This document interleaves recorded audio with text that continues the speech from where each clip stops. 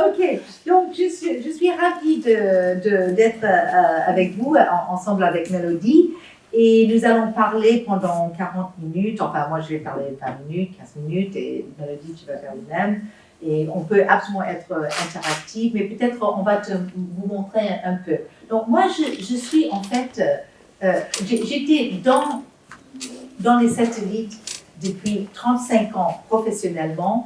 Et en fait, lorsque j'avais 5 ans, j'ai reçu un petit Spoutnik en 57. C'était l'année quand le Spoutnik était fait. Donc, ça fait maintenant 62 ans que je suis dans les satellites. Et mon père avait fait les premiers satellites aux États-Unis pour le gouvernement, pour la Maison-Blanche. Et ensuite, il a fait les premiers satellites privés domestiques aux États-Unis. Et moi, j'ai eu l'honneur de faire le premier satellite privé pour l'Europe, qui est Astra, voilà, qui est devenu un très grand, que j'ai fait d'ailleurs comme SOS Global, donc le plus grand système de satellites au monde.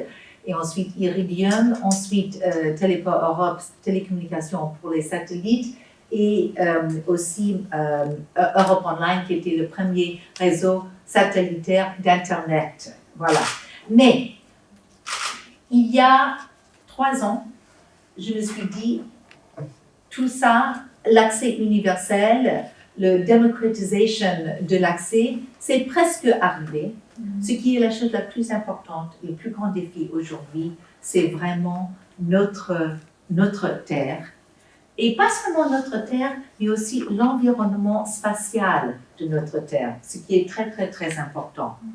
Et ce qu'on est en train de faire maintenant, tu peux aller déjà au deuxième, c'est que tout le monde parle de Sustainable Development Goals de l'UNO. Je viens d'être à Athènes, où j'ai parlé pour l'International Chamber of Commerce pour le Centennial Commemoration, et justement j'ai parlé de l'utilisation des satellites pour atteindre en fait tous les Sustainable Development Goals. Le prochain.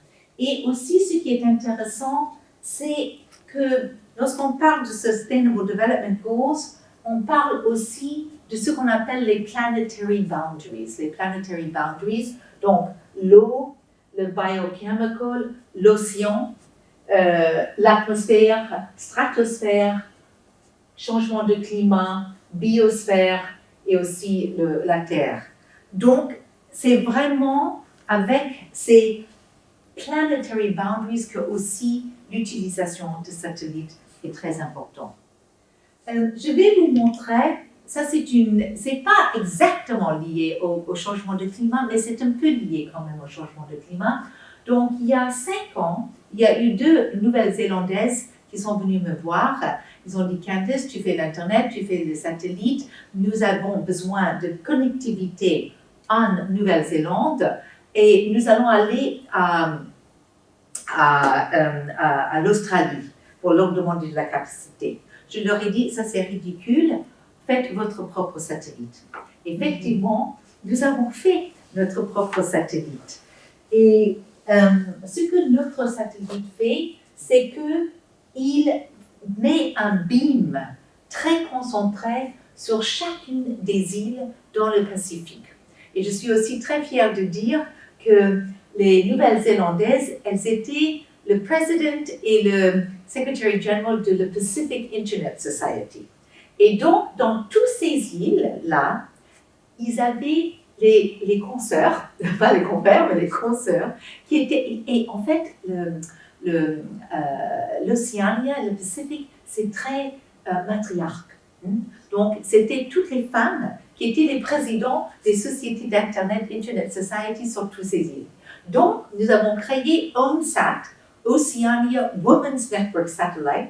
Nous avons investi et nous sommes en train d'amener l'Internet aux écoles, aux hôpitaux, pour le tourisme, pour les gouvernements et aussi, ce qui est très important, à cause de changement de climat. Nous parlons de cités et de villes côtières. En fait, ce sont, comme vous avez vu, ce sont les îles et les nations.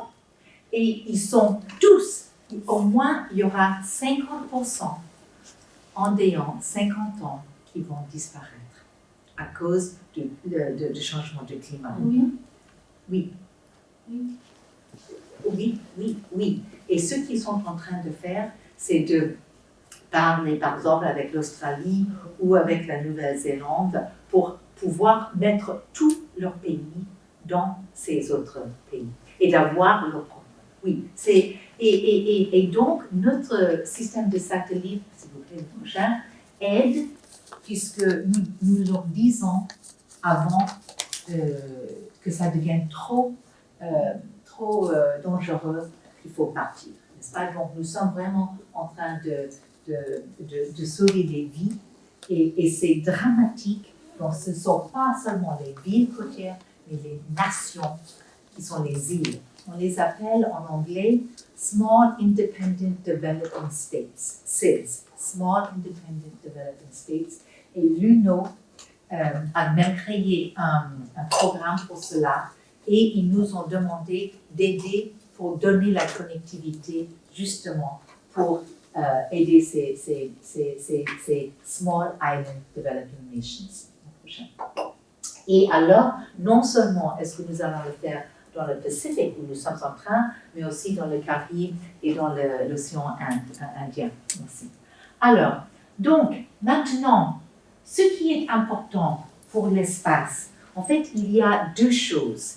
D'abord, je vais vous montrer les liens, quelques exemples que sont les images satellitaires qui montrent comment la situation est grave. Donc ceci, vous pouvez le commencer, ça montre le chauffement de la Terre avec les images satellitaires.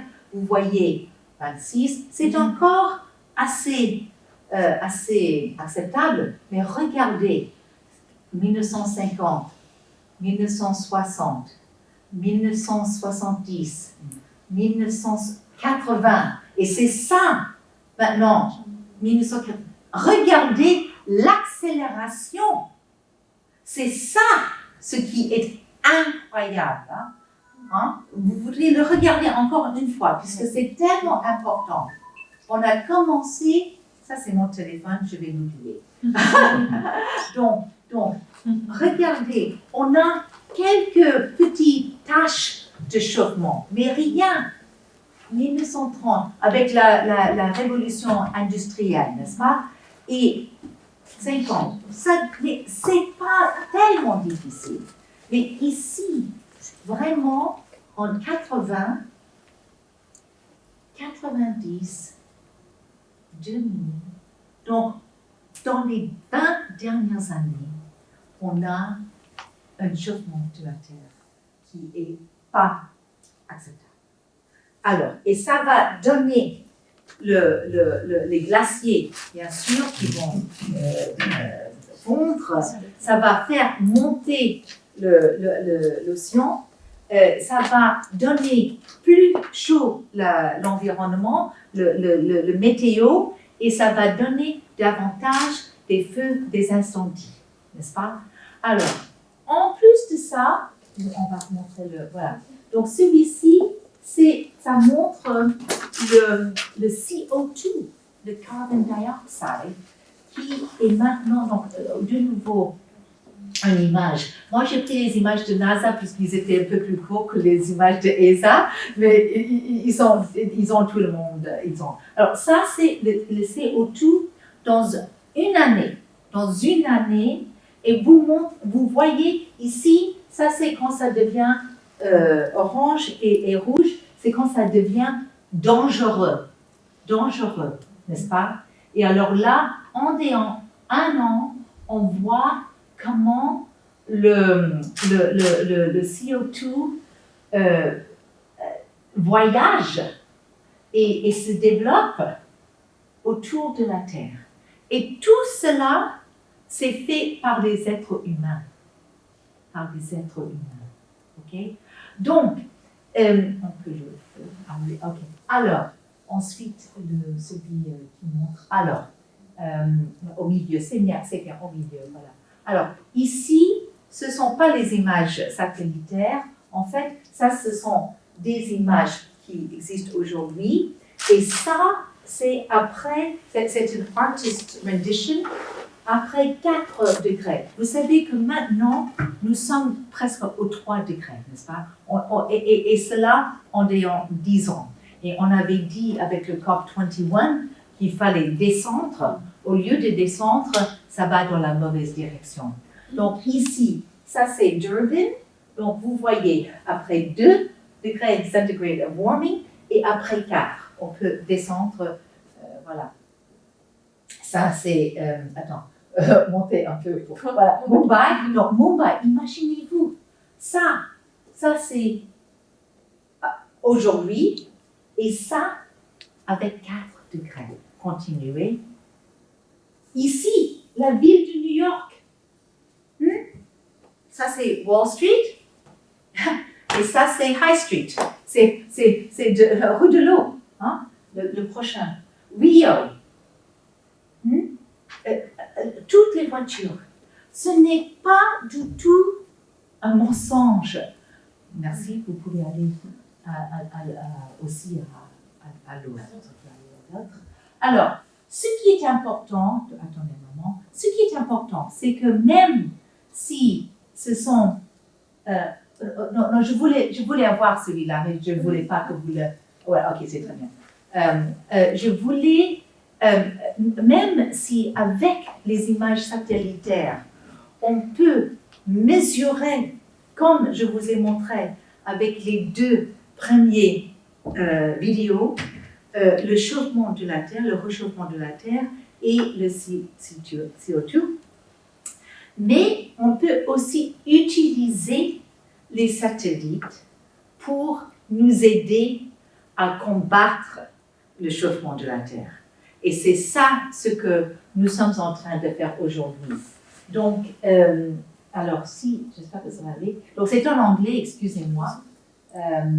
Donc, NASA a fait, et NOAA, avec un peu de... Oui, voilà.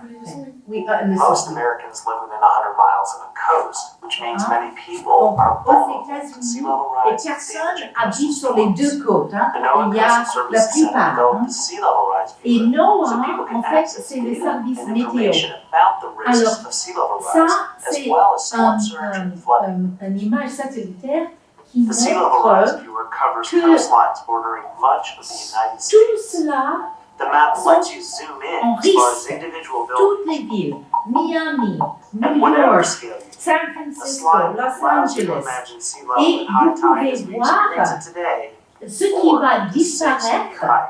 lorsqu'il y a Community plus planners d'eau, can use the n'est-ce pas? confidence tool Alors ça to c'est très identify important flood-prone areas. puisque si vous The savez, marsh tool alors maps vous n'allez shoreline pas characteristics. construire là Switching on où vous allez vulnerability déjà highlights faire areas une where évacuation people are at des particular gens, risk n'est-ce to pas? damaging C'est- effects of flooding. The tool c'est- allows c'est- planners to c'est take donc- into account C'est social affreux, and economic mais on n'est factors. plus aujourd'hui à Community leaders essayer in City d'arrêter. Island, On Georgia, est en use train the sea level d'essayer rise to de identify se vulnerable mettre, infrastructure and to de prioritize trouver les upgrades. solutions pour They vivre found that avec. the only causeway C'est- onto their island was Et, threatened by the foot of sea level rise. et donc, They will need to rebuild or à reposition their l'heure, ça causeway c'est to une reduce petite risk to it communauté and to the qui people est who depend on it. liée Proactively identifying and reducing risk to le people and continent des infrastructure is États-Unis climate smart. et leur ForClimate.gov, pont va disparaître, n'est-ce pas? Donc, voilà, merci. Donc, on peut revenir à la chose. Donc, ce qui, c'est affreux, et quand on se rend compte que ce sont les images des satellites qui nous disent ce qu'il faut faire, il faut quand même combattre. Alors ici, avec et pas seulement d'ailleurs sur la Terre. Je montre tout simplement cela pour dire, puisque nous sommes en train de mettre beaucoup de satellites en orbite. Et donc, on a maintenant un problème de congestion. Et c'est exactement comme avec les voitures, n'est-ce pas? Lorsque on a commencé avec les voitures, on n'avait pas les directions, on n'avait pas les feux, etc. Donc, nous sommes en train, d'ailleurs je suis la vice-présidente d'une société qui s'appelle Northstar, qui est en train de mettre un système de circulation et voilà, justement, pour autour de nous, hein, donc pour l'espace. Donc c'est très, très, très intéressant, puisque ça c'est aussi une sorte de, pas chauffement, mais environnement, pollution, n'est-ce pas? Donc c'est très important aussi qu'il n'y ait pas de collision, puisque s'il y a une collision, il y a encore plus de débris dans l'espace. Hein? Donc c'est très, très, très important, le prochain. Mais il y a, allez-y, le prochain. Vous pouvez aller pour le prochain, pardon, excusez-moi. Donc, encore une fois, ce que nous sommes en train maintenant de se rendre compte, c'est qu'il y a aussi de nouvelles industries qui sont en train de se naître avec l'espace pour ce qu'on appelle l'observation de la Terre. Donc, déjà, avec, puisqu'il y aura 3 milliards de personnes en 2030, je pense, il va falloir trouver 3 fois de la nourriture. Et donc, prochain, on est en train de faire l'agriculture de précision. L'agriculture de précision avec les satellites. Le prochain. La même chose avec tout ce qui est le besoin d'énergie. On est en train de faire un monitoring pour savoir s'il y a une casse dans les pipelines, etc. Prochain. Les forêts, on a vu maintenant avec le forêt de Amazon, n'est-ce pas? Et là, on a commencé un peu tard, mais je vais finir. Et donc, bien sûr, s'il n'y a plus de forêt, on va avoir encore des problèmes avec la terre, aussi dans ces villes côtières. Prochain. Et là aussi, on peut déjà voir avec l'infrarouge, par les satellites, tout de suite s'il va y avoir un incendie et où ça va être. Donc, j'ai eu quelqu'un qui m'a expliqué qu'il était au milieu d'un incendie et les gens étaient en train de regarder un peu, mais ils n'utilisaient pas les satellites. Et il leur disait, mais moi je suis dans l'incendie, je suis au milieu. Donc c'est très important que les satellites puissent avoir ces observations par l'infrarouge. Le prochain. Et alors bien sûr, donc les satellites peuvent regarder tout ce qui se trouve dans les océans. Et alors ils peuvent voir avec l'aquaculture s'il y a les reefs qui sont en danger, puisque et bien sûr, toute cette pollution avec le plastique et tout cela va nous causer des problèmes pour l'océan et aussi pour nos villes côtières, pour le manger, etc. Le prochain, donc là aussi, ce qui est important, et je vais finir avec ça, c'est que aujourd'hui, avec les miniaturisations et la démocratisation de l'accès à l'espace. Moi, j'ai commencé et j'ai dit que je travaillais d'abord avec les satellites pour donner l'accès universel aux gens pour qu'ils puissent regarder la télévision, avoir les télécommunications. Aujourd'hui, ce sont les jeunes qui peuvent eux-mêmes faire ce qu'on appelle les CubeSats et aussi les rockets eux-mêmes, n'est-ce pas? Et avec cela, ils vont pouvoir aussi créer les réseaux régionales, nationales, qui vont pouvoir aussi donner des solutions aux villes côtières pour qu'ils puissent prendre les mesures nécessaires. C'est Peter Drucker, le grand économiste, qui a dit « Si vous pouvez mesurer, vous pouvez changer », n'est-ce pas? Et donc, les satellites nous permettent de mesurer vraiment l'état de la Terre, l'état de nos villes, et aussi de prendre tout de suite des mesures. Et donc, je suis très contente maintenant de passer la parole à Mélodie. Donc, Mélodie, comment je voudrais signaler la présence de M. Mondielli qui va intervenir après, qui vient de Monaco, qui va être intervenant suivant. C'est bon.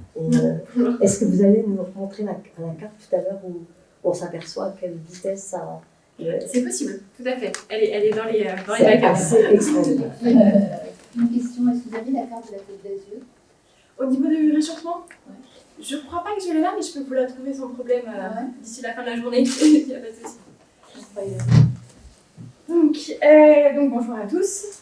Donc moi je suis dans les satellites depuis 3 ans, à la même ampleur. Donc voilà, Mélodie Trollier, je suis en thèse donc à l'INPARITEC, donc à OIE. À la base, ma formation est donc en physique du climat et en océanographie physique. Donc je suis là plus pour la partie théorique, on va dire. Et l'idée de cette présentation, donc, c'est de poursuivre avec tout ce que Candace a présenté sur une partie qui est plus d'échange. Et donc pour commencer, je voulais simplement vous poser une petite question, qui est donc des sondages qui sont faits dans le cadre de l'université d'Yale, mais qui s'appliquent aussi pour la France, et qui demandent laquelle de ces affirmations va représenter pour vous le mieux la compréhension des équilibres naturels, et donc du climat. Donc je suppose que vous avez eu le temps de lire pendant que je faisais le pitch, mais donc vous avez 4 choix en fonction des différentes choses. Et le but donc là du moment qu'on va partager ensemble, c'est du coup d'explorer les différents aspects de ces équilibres naturels pour qu'à la fin vous puissiez repartir avec une idée qui est peut-être plus représentative de la réalité. Et donc à titre informatif, les résultats de ce sondage montraient qu'aux États-Unis, 41% de la population qui estimait que la nature était donc assez stable du point de vue de ses équilibres, imprédictible pour 30% et fragile pour 23% de la population. Donc on voit qu'on a déjà de base une approche aux équilibres naturels qui est assez variée en fonction de à qui on demande. Donc ce que je vous propose ici, parce que vous avez déjà eu énormément d'informations ce matin et là avec la présentation qui vient d'être faite, c'est simplement de faire une première prise de questions à chaud. On n'a que 20 minutes, donc on ne va pas pouvoir s'étendre trop, mais il y a peut-être 5 ou 6 questions. Et du coup, après une très très très rapide introduction au climat, pour remettre un peu en contexte, l'idée c'est d'échanger à partir donc, de supports visuels, certains qui ont été présentés par Candace à l'aide de satellites et puis peut-être complétés par des mesures ou des modèles climatiques, de pouvoir vraiment vous présenter des supports qui vont répondre à vos questions, plutôt que de vous faire une présentation un peu large sur les contextes. Et donc tous les supports qui vont être présentés, dont par exemple la vidéo qu'on a vue tout à l'heure, vous pourrez les retrouver sur ce site internet-là, qui est simplement un site qui propose de faire une collecte de tous les visuels qui nous ont paru, en tout cas à l'école des Mines, intéressants dans le cadre du changement climatique. Parce que si vous êtes comme moi, vous voyez passer énormément de choses qui sont très très bien, mais au moment où vous en avez besoin et pour les retrouver, c'est toujours la croix et la bannière. Donc l'idée c'est de faire aussi un petit recueil, donc tout peut se trouver là. C'est tout. Donc du coup, comme promis, je vous propose une petite prise de questions à chaud. Si certains ont déjà... Donc voilà, il n'y a pas de questions bêtes. Par rapport à ce qu'on a vu avant, ou même des questions avec lesquelles vous avez pu arriver, des choses qu'on entend. Sachant que moi, de formation, je suis physicienne, donc je ne pourrais pas répondre à des questions qui sont trop sociétales. C'est vraiment sur cette idée d'équilibre naturel. Mais voilà, si quelqu'un veut se lancer. La première, c'est la plus dure. Oui, c'est ça. Allez-y. Est-ce qu'il y a une coordination dans tous ces projets de satellites entre les États-Unis et l'Europe? Donc il y en a 54 en ce qui concerne ce modèle qu'on vient de voir. Il y a un projet européen qui vient des États-Unis d'ailleurs, qui est en phase de terminer son positionnement. Est-ce qu'il y a une coordination? Sur quel secteur? Dans quel domaine? Et où est-ce que ça en est par rapport à ce qu'on vient de voir? Moi, j'ai quelques réponses. Oui, je pense aussi, mais à la limite, je vais prendre quelques questions. Ok. On les note, et puis après, comme ça, on fait une synthèse, mais bien sûr, votre... Alors la deuxième partie, bien sûr que ça c'était... La première partie de la question. Parce que c'est oui ou non. C'était de savoir si au niveau industriel, il y avait une motivation des financements et réellement une motivation plus ou moins économique qui fait qu'on peut avoir un début de projet mis en place à court terme par rapport à ce qu'on vient de voir, toujours pareil. Je vais prendre ces deux tout de suite si je peux, puisque c'est. Voilà. Donc, il n'y a pas assez de coopération entre, par exemple, les États-Unis et l'Europe. Parlons même pas de la Russie ou de la Chine. Ou de l'Inde. Voilà, ou de l'Inde. Très souvent, le problème, c'est une question de politique industrielle. C'était ce qui m'est arrivé avec Astra. Quand j'ai fait Astra, c'était la première société de satellites privée en Europe.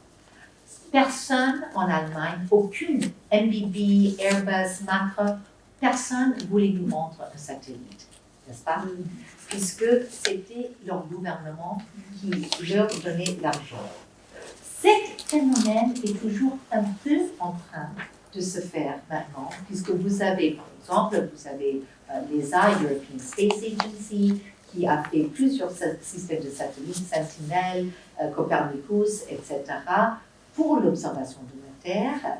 Et vous avez les États-Unis, vous avez NASA qui a fait les autres satellites pour le NOAA, etc. Je suis très contente aussi de dire que, comme j'ai dit, je suis la vice-présidente d'une société qui s'appelle Northstar. Non seulement est-ce que nous sommes en train de faire l'observation de l'espace pour donner le traffic management pour les satellites, mais nous sommes aussi en train de faire ce qu'on appelle hyperspectral imaging. Donc, vraiment, c'est la chimie, la chimie de la Terre avec les satellites.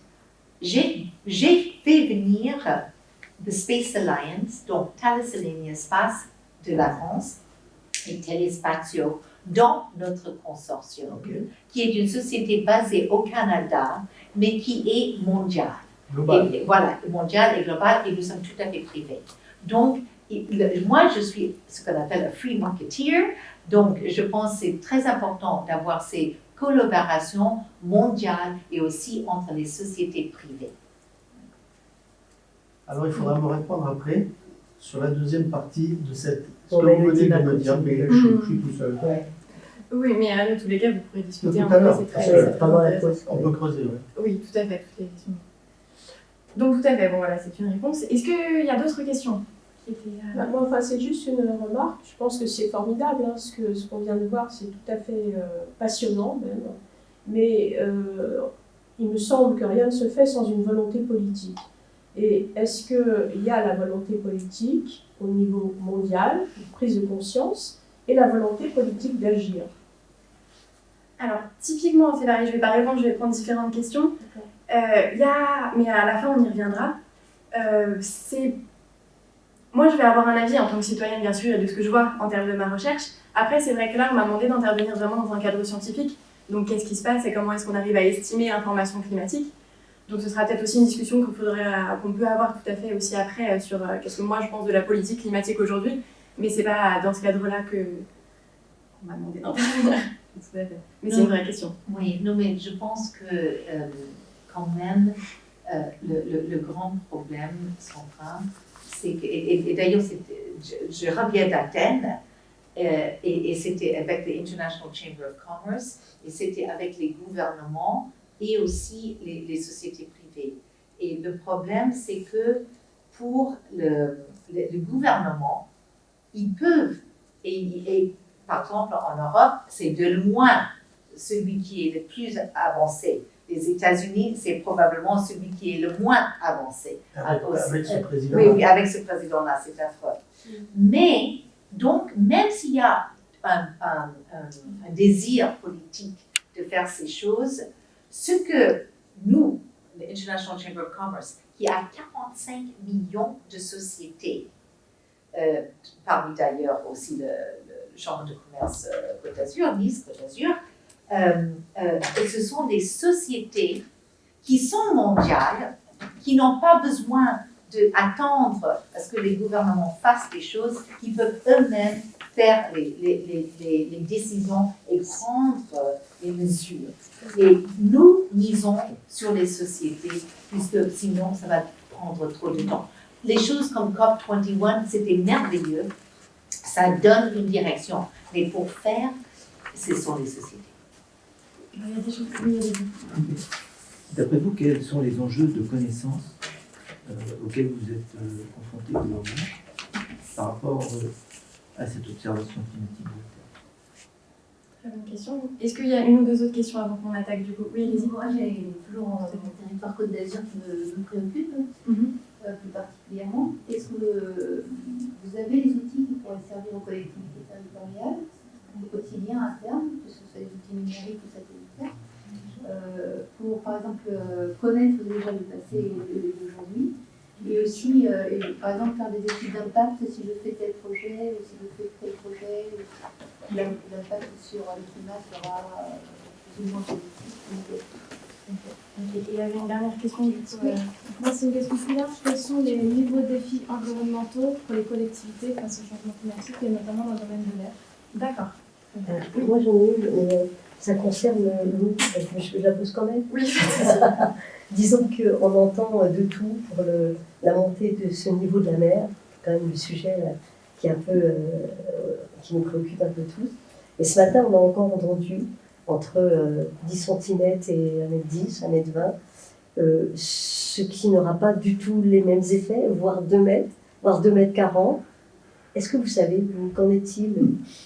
Tout à fait, on peut faire un point là-dessus.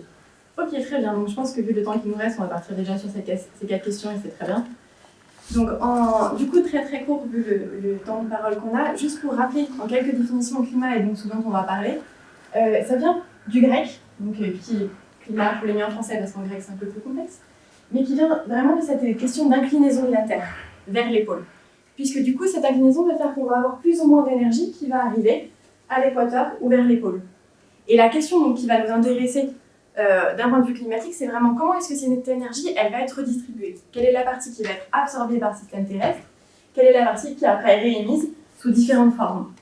Mais évidemment, même si la base du climat, ça va être l'interface entre toutes ces énergies-là, on sait bien que le climat, ça va être beaucoup plus vaste. Et donc, de manière générale, on va considérer 5 sphères. Donc, l'atmosphère avec tout ce qui est air, ce dont on va parler aujourd'hui. L'hydrosphère avec donc les océans et la cryosphère, donc qui peuvent être découplés en 2 sphères, c'est pour ça que je parlais de 5. Tout ce qui va être biosphère, donc avec la nature, la végétation, et puis évidemment la lithosphère avec la partie continentale. Donc moi, je pourrais plus vous parler de tout ce qui est atmosphère et hydrosphère aujourd'hui. Et l'idée donc du climat, ça va être de savoir comment est-ce que ces sphères vont interagir les unes avec les autres, et du coup, comment est-ce qu'un changement sur l'un peut entraîner des changements dans les autres sphères. Et typiquement, quand on parle de l'augmentation du niveau des mers ou quoi, on parle de gaz à effet de serre et donc de modification de ce bilan énergétique qui va arriver sur Terre. Mais forcément, la modification de l'atmosphère, on sait, va jouer sur l'hydrosphère et donc la fonte des glaciers, l'augmentation du niveau des mers, et sur l'ensemble de ces sphères-là. Donc si on regarde aujourd'hui, puisqu'il y a quand même des questions qui tournaient autour de qu'est-ce qu'on sait et qu'est-ce qu'on ne sait pas, c'est des... Et qu'est-ce qui peut être fait dans le bon sens? Parce que là, c'est le sens de la dégradation. C'est le sens de la dégradation. Après, dans tous les cas, c'est ce qui est en train d'être fait. Et voilà, l'inertie du système est grande. Donc, il y a toute la partie adaptation dont parlait Candace. Et il y a la partie, évidemment, l'atténuation sur qu'est-ce qu'on peut faire là-dessus. Donc, pour arriver à avoir des informations sur ces différentes sphères, donc il y a les satellites, évidemment, comme ça nous a été présenté. On va avoir les mesures in situ avec une couverture qui est incroyable. Donc on a vu les bouées Argo aussi ce matin avec la navigatrice qui nous a présenté ça. Et puis les modèles climatiques qui, vont permettre d'avoir une approche beaucoup plus physique sur des échelles long terme. En gros, on a ces 3 grandes sources d'informations-là. Les principaux enjeux, je dirais aujourd'hui, je réfléchis si j'ai un visuel qui va aller là-dessus, mais pas tant. Pour moi, il y en a vraiment 2. Il y a le premier qui va être justement d'arriver à articuler, quand on parle simplement de modèles. On a des très très bons modèles aujourd'hui qui vont être des modèles d'océan, des modèles d'atmosphère qui font vraiment qui tiennent la route, on va dire en tant que tel aussi. Donc pour représenter ces différentes sphères, on commence physiquement à être très capable, même s'il y a toujours une incertitude, etc. La question après, c'est comment on arrive à les faire interagir, que ce soit physiquement ou numériquement. Parce que la puissance de calcul qui est demandée pour de tels modèles, en climat et en météo, on est le deuxième plus gros utilisateur de puissance de calcul au monde, après la finance. Donc on a besoin, pour arriver à gérer cette complexité-là, de faire communiquer les modèles d'une façon qui soit à la fois économe, mais à la fois performante. Donc là-dessus, en termes de recherche, c'est sûr qu'il y a encore un monde, on va dire, à la fois pour optimiser et à la fois pour vraiment comprendre ce qui se passe à l'interface. Donc ça, c'est, on va dire, un premier défi où il y a beaucoup de recherches qui vont se faire aujourd'hui. Le deuxième défi pour moi, encore là je m'exprime pour ce que moi j'ai vu dans la recherche, mais ça va être tout ce qu'on appelle les rétroactions. C'est-à-dire que typiquement dire ok, on a des gaz qui vont être dans l'atmosphère, ça va bloquer plus d'énergie solaire, ça va faire fondre l'Antarctique, jusque-là, même au niveau des modèles, on y arrive. La question c'est que forcément si l'Antarctique fond, par exemple, on va libérer de l'espace d'océan qui est noir autour. Le noir, vous le savez bien, il va absorber la chaleur. En été, on va plutôt mettre un t-shirt noir qu'un t-shirt blanc pour avoir plus frais qu'un t-shirt noir qui va nous réchauffer. Donc ça, c'est des questions aussi, la couleur va jouer sur combien la Terre et nous-mêmes, on va absorber d'énergie. Donc j'ai mes glaces de l'Antarctique qui fondent, je vais libérer plus d'espaces noirs qui vont absorber encore plus de chaleur, qui vont faire fondre encore plus l'Antarctique, qui va libérer plus d'espaces noirs, et donc on peut avoir un effet d'emballement du système climatique comme ça. À l'inverse, on peut avoir aussi des rétroactions, on va dire positives, qui vont ralentir le phénomène. Pareil, si on parle de la couleur, les déserts, ils sont plutôt clairs, donc ils vont réfléchir le rayonnement. Avec le changement climatique, on sait que les zones désertiques, elles vont s'étendre sur le globe, donc on va avoir plus de surface claire. Donc ça va avoir tendance aussi à diminuer le changement climatique. Mais forcément, c'est pareil, prendre un seul de ces aspects tout seul, c'est très restrictif, on va dire. Mais arriver du coup, dans mes modèles, et même déjà dans ma compréhension, à saisir la complexité de l'ensemble de ces rétroactions pour arriver à voir à partir de quand on peut avoir un système d'emballement ou au contraire de ralentissement, en fait, c'est vraiment ce qu'on appelle les non-linéarités. En fait, le changement climatique, il ne va pas être tout droit. Et c'est un enjeu scientifique qui reste grand, puisqu'on a, voilà, et technique et scientifique derrière. Donc là-dessus, on va dire, il y a quand même une grosse communauté qui travaille là-dessus, clairement. Et du coup, Oui, On pourra te poser des questions. Oui, bien sûr, je finis avec les 4, et puis après, avec plaisir. Ce qui nous amène aussi à un autre des enjeux, évidemment, qui revient aussi à les questions que vous posiez, qui est comment est-ce qu'on arrive à avoir une information qui est locale aussi, qui est utilisable pour l'utilisateur. Ça fait 2 fois utilisé dans la phrase, mais vous avez compris l'idée. Qui est aussi, donc il y a toute une communauté qui se met en place à l'échelle internationale, mais aussi française, de ce qu'on appelle le service climatique. Dire, ok, j'ai des données climatiques qui vont être très bien faites à une horizon à 50 à 100 ans, voire plus. Comment est-ce que j'arrive à avoir une information qui soit localement bien située et avec une résolution acceptable? C'est un challenge aussi en tant que tel. Après, on a des choses qui sont faites. Par exemple, j'ai pas là, mais je vous montrerai aussi si vous voulez, il y a le portail. J'ai vu ce matin, il y a Édouard Bouin, je sais pas comment on dit, qui présentait des données qui venaient d'un site qui s'appelle le DRIAS, qui est mis en place par Météo France, qui est justement un fournisseur de données à usage des collectivités territoriales. Et donc, qui permettent de rendre disponible ces DRIAS, D-R-I-A-S. Voilà, et il y a tout un collectif de services climatiques à l'IPSL aussi sur Paris qui se met en place, où il y a un site aussi, je pense que si vous tapez services climatiques IPSL, il y aura toutes les informations. Donc, ils sont tous ces laboratoires de recherche qui fournissent l'information aujourd'hui, qui essayent de mettre cette information à disposition.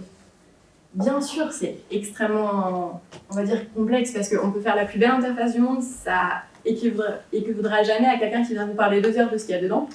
Donc il y a aussi ces moyens humains qui essayent d'être mis en place, et typiquement la thèse que je fais à l'école des mines est dans cette idée-là, d'arriver à prendre les variations climatiques pour les appliquer dans un cas de centrale photovoltaïque. Donc voilà, il y a vraiment des démarches qui sont faites là-dessus, et donc on peut en discuter après plus précisément. Et votre question était sur les enjeux sur la qualité de l'air, c'est ça? Oui, les enjeux environnementaux de demain pour les collectivités sur l'air. Alors, enjeux de demain, collectivité territoriale, il y a toute une branche qui se développe aussi. Bon, du coup, je ne montre pas des visuels, mais c'est parce que c'est des questions générales. Sur l'analyse de vulnérabilité et d'impact, on va dire, au changement climatique. Quand on parle de collectivité territoriale, c'est pareil. C'est la question de comment on va articuler l'aspect local avec les informations globales. Et du coup, on va dire le point où moi j'irai voir pour l'instant, pour votre question, c'est vraiment cette question-là de analyse de risque et de vulnérabilité. Donc qui est avec, on parlait, je crois que c'était Bergouin aussi qui parlait d'assurance ce matin, c'est des experts là-dedans, mais ça commence à se démocratiser pour dire ok, quel est le point de vulnérabilité de la collectivité territoriale par rapport au risque environnant. Parce que c'est sûr qu'il va y avoir l'air, mais peut-être que pour telle collectivité, ça va être un risque d'incendie ou un risque d'augmentation du niveau des mers. Et du coup, arriver à vraiment trouver le point crucial, ça va vraiment dépendre de la condition locale. Je sais que par exemple en Australie, ils ont commencé à faire justement des analyses de vulnérabilité du système hospitalier aux vagues de chaleur. Ils ont choisi un stress. Et ils se sont rendus compte qu'en fait, le point crucial pour eux, c'était les ambulances. Du coup, ils avaient investi des millions dans l'adaptation de l'hôpital en lui-même pour pouvoir avoir des bonnes conditions par rapport aux vagues de chaleur. Mais au final, les gens, en cas de vague de chaleur, ils n'arrivaient pas jusqu'à l'hôpital parce que l'ambulance n'était pas faite justement suffisamment adaptée aux nouvelles conditions pour pouvoir arriver jusque-là. Donc typiquement, c'est pas vraiment qualité d'air là, mais ces vagues de chaleur, je pense que le fait d'avoir cette vue d'ensemble globale-là, ça permet vraiment de trouver le bon point. Ces analyses, c'est donc les assureurs qui Il y a des cabinets de conseil qui se montent de plus en plus. Mais c'est variant, hein. J'ai des adresses si vous voulez, on peut en reparler après. Il n'y a pas de données publiques disponibles, sauf voilà, les GRIAS. Voilà, il y a le GRIAS, Service climatique à IPSL. C'est le rapport, tout à fait, rassemblement de laboratoires sur Paris. Mais après, on pourra discuter d'autres cas. C'est là. Moi, je vais Allez. malheureusement obligée de partir. Ah, pas de souci. Aujourd'hui, c'est une journée un peu bousculée. Mais ce que je voudrais dire, ce qui est très important pour tout le monde de comprendre, c'est que même, et alors j'ai regardé pour vous, madame, à la Côte d'Azur, n'est-ce pas, les endroits qui sont le plus en risque. Et c'est en fait à l'ouest de Marseille. Donc on pourrait dire que, alors la Côte d'Azur n'a rien à faire. Mais le problème, c'est que le changement climatique va nous tous affecter.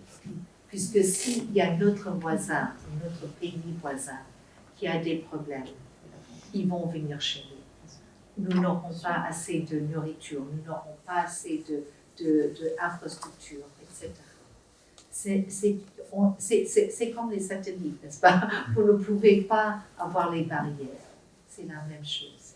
Et ce que Mélodie est aussi très très bien en train de montrer, c'est que toutes ces sphères, l'eau, la terre, l'atmosphère, la stratosphère, tout cela est aussi un système. Et tout s'affecte.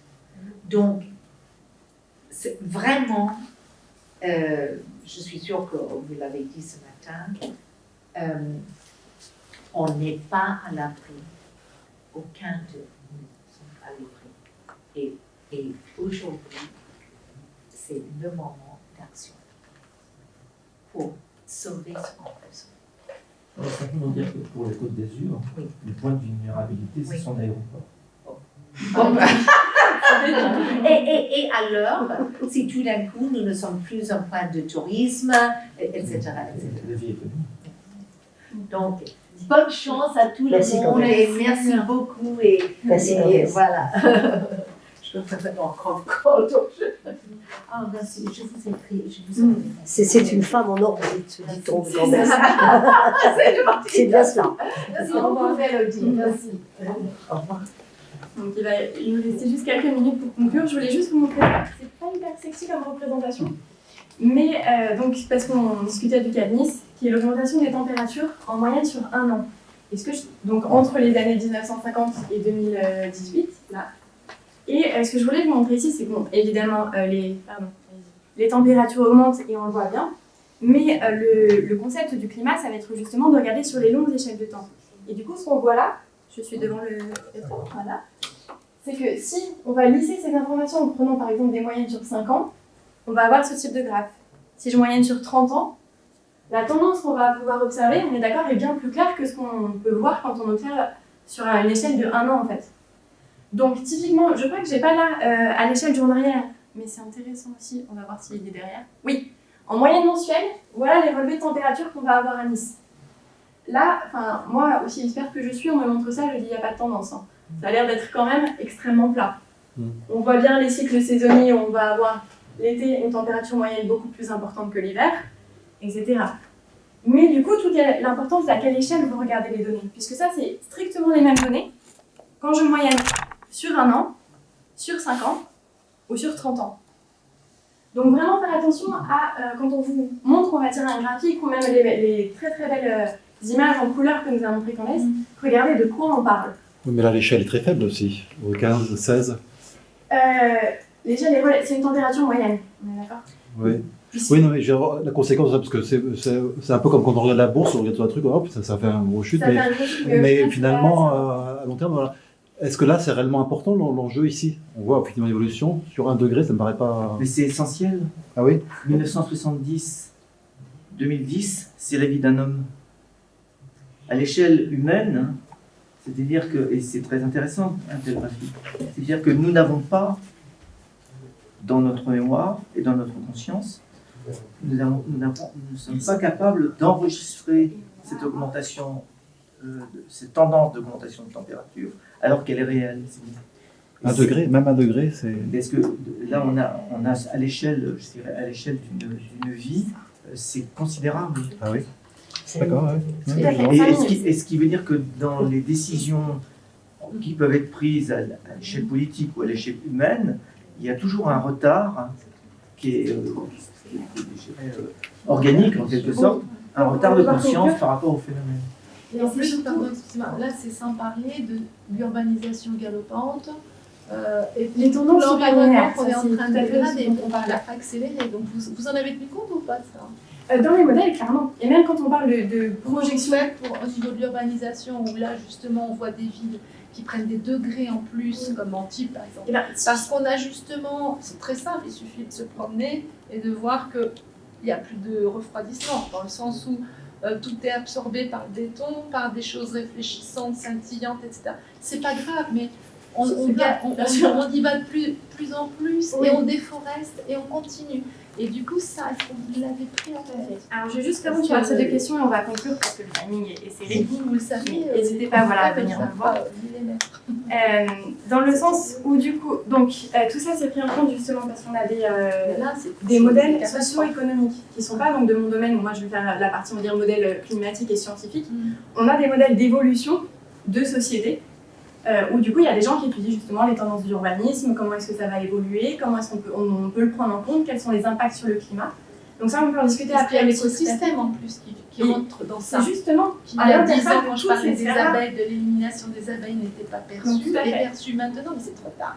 Et là on est dans quelque chose où justement on va dans du trop tard. Tout à fait. C'est de ça dont il faut parler. Mais on en discute à la pause, volontiers. Sans être dans l'agressivité ou quoi, mais juste en étant, mais que font le 16, que font tous ces organismes de tsunami et comment faire pour éradiquer tout ça, tous ces scientifiques, comment faire? On en parle à la pause. On en parle à la pause parce que il y a vraiment des choses. C'est pas politiquement correct. Ah non, c'est absolument pas mon problème, c'est que je suis genre pas 10 minutes. C'est vraiment ça. Et de manière générale, c'est parce qu'on parle en moyenne et donc la réalité locale va être très différente. Quand on parle, là c'était pour Nice, mais quand on parle justement de température globale de 1 ou 2 degrés, en plus, ça va être des réalités locales très différentes. On peut avoir 14 degrés d'anomalie en Arctique qu'on a eu cet été, et à l'inverse, des zones qui vont se refroidir. C'est vraiment une question morale, c'est un peu comme quand le corps humain, on va prendre une température, on bloquait 1 degré au final. C'est rien, mais 1 degré dans le corps humain. Oui, c'est beaucoup. Voilà, c'est vraiment cette image-là, de dire que ce dont on parle quand on parle de température globale, ça peut paraître faible, mais au final, localement, ça va se décliner différemment. Je conclue et donnez tous me voir si vous avez des questions, très volontiers. Donc c'était simplement pour reboucler avec le départ où on se demandait si l'équilibre naturel était plutôt donc, fragile, très stable, assez stable ou imprédictible avec les définitions qu'on a vues au départ. Au final, en tant que scientifique, je vais être obligée de me mettre dans la case fragile, puisqu'on a bien vu qu'on avait des interactions entre les différentes sphères et qu'une modification même faible dans l'une des sphères allait se répercuter sur l'ensemble. Et donc que même, c'était la particularité de la définition fragile, même une petite perturbation dans un des aspects peut entraîner des conséquences très importantes dans d'autres. Donc voilà, je vous remercie de votre compréhension.